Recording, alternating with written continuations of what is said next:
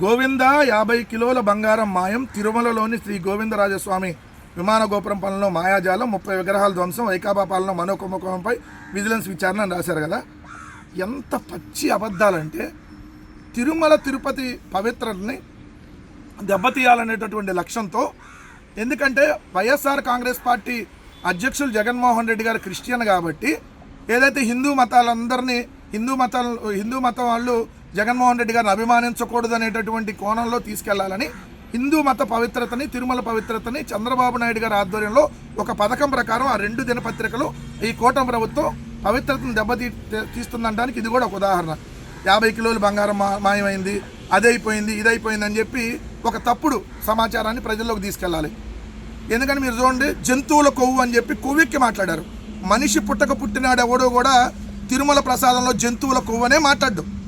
మరి వీళ్ళు మాట్లాడారంటే నేనేందని అడగలేను.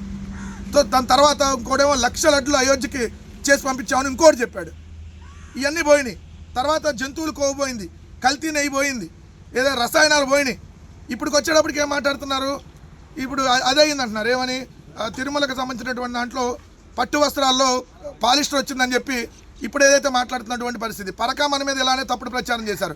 ఇప్పుడు మళ్ళీ ఇంకో కేసు తీసుకొని వచ్చి ఏదో విజిలెన్స్ ఎంక్వైరీ అని చెప్పి మాట్లాడుతున్నారు. మీరు ఎన్ని రకాల ఎంక్వైరీలు వేసుకున్నా మీరు తప్పుడు సమాచారాన్ని ప్రజల్లోకి తీసుకెళ్తున్నారని ప్రజలు కూడా పూర్తిగా అర్థమైంది. కాబట్టి ఆ కథలన్నీ మళ్ళీ మానేసి కొత్తగా ఇంకో కట్టు కదలుతున్నారు ఇక్కడ అనేది క్లియర్గా అర్థమవుతా ఉంది.